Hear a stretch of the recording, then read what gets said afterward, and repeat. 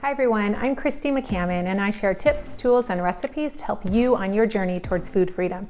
If you're already subscribed, awesome. If you're not, click the subscribe button below.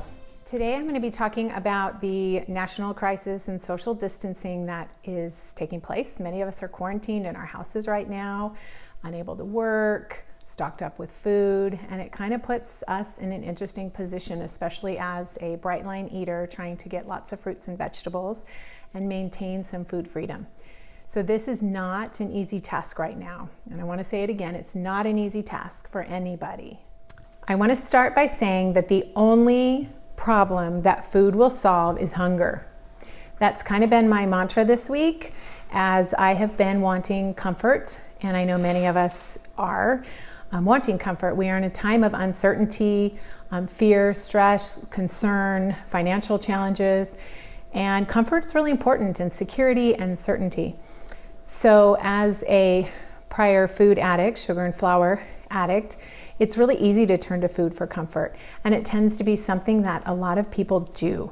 So during this time, I just want to address three things, what I'm doing to stay out of the food and how I'm handling this situation. The three parts I'm going to break it into are isolation, the social distancing, the food piece, and the stress or anxiety or fear of the unknown, really. So in dealing with isolation, many of us are in our homes by ourselves. Some of you live alone, some of you live with a spouse, some live with a full family of kids. Whatever it is, it's not the norm. It's definitely not what we're used to. So we are distant from our normal social connections, even if we have family home. I have a husband and 5 kids, so I have a lot of love and noise and energy and activity around me at all times, particularly right now, especially that we can't go outside and it's kind of rainy and yucky anyway.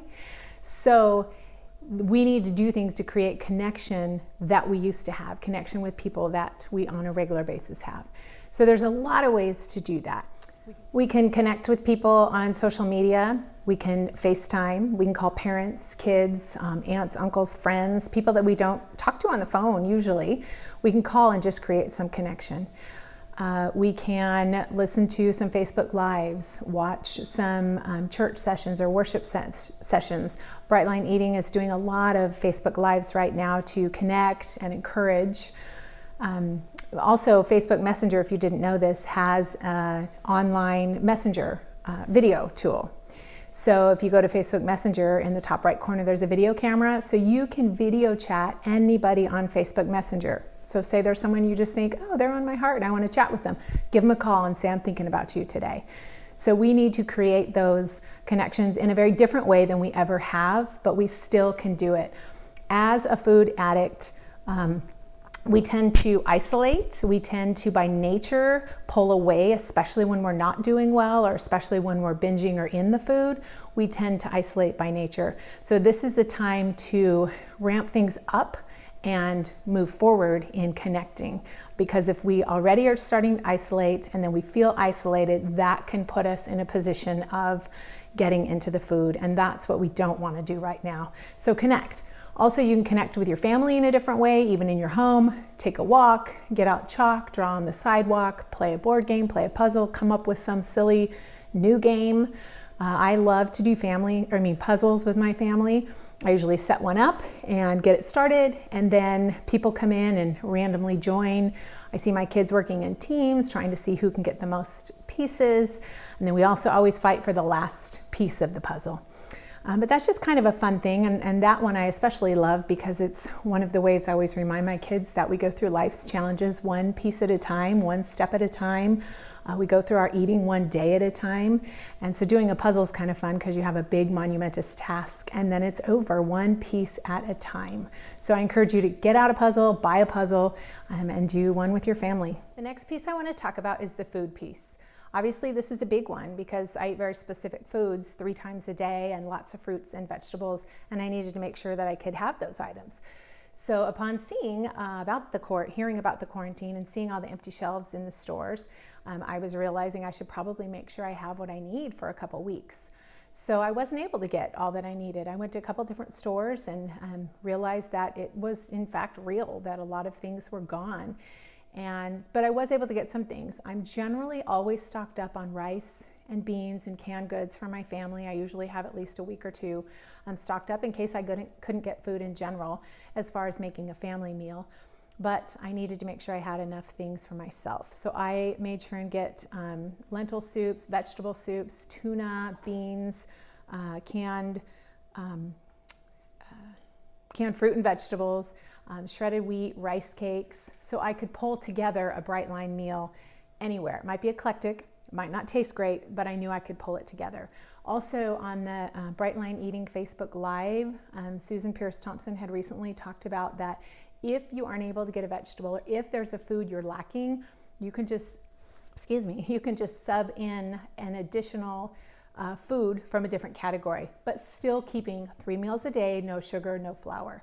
So there are options even if we were to run out of vegetables. I hope that's not going to be the case because they're good for us and we really enjoy them.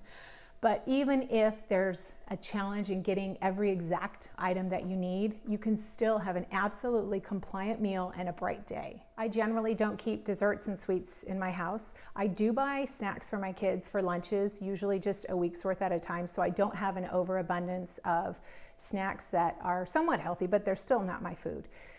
But in this particular case, in this particular time, my pantries are loaded with a lot of that stuff.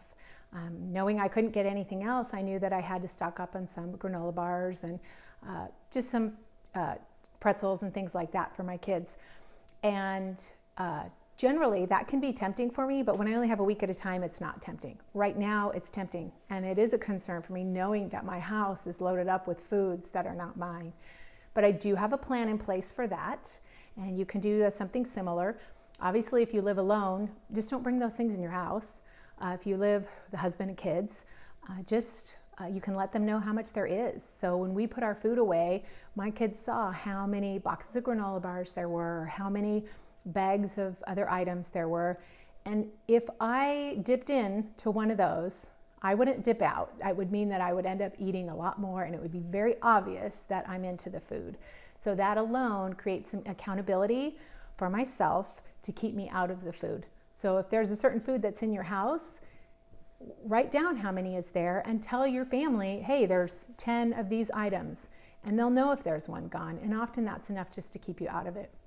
Also, committing your food every day, write it down in the mornings, send it off, post it on Facebook, post it in the Brightline Eating page, send it to a buddy. So your food is committed, and you can at the end of the day say, yes, I ate only exactly what I wrote down. So have those steps in place to keep your food bright. The last part I want to talk about is the fear or anxiety, fear of the unknown. And a lot of us, maybe we have our food in order, maybe we're feeling really connected, but we're nervous. We're fearful of the virus. In my position, my husband is a small business owner, and I'm very anxious about what the next 2 weeks, month down the road looks like.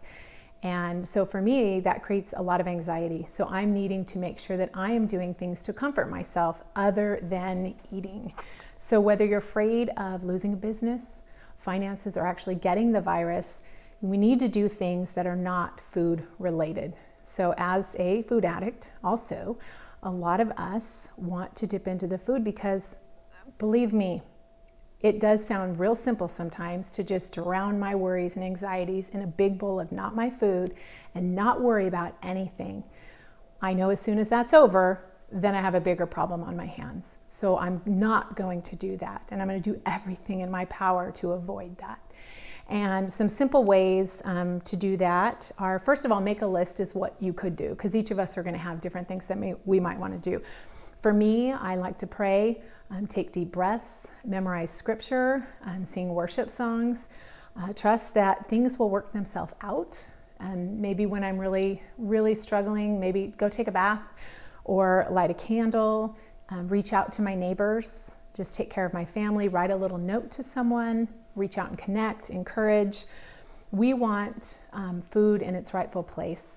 So we have to find other ways to take comfort.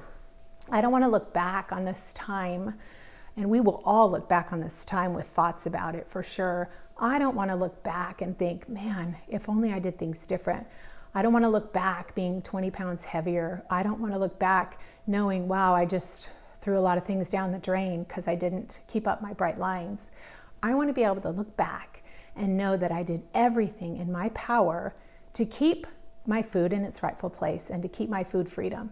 So I want to make sure I'm not isolating, that I am connecting, that I am doing things to find comfort, that I'm keeping food in its rightful place. So I want to end the same way that I started. The only problem that food will solve is hunger. So eat wisely.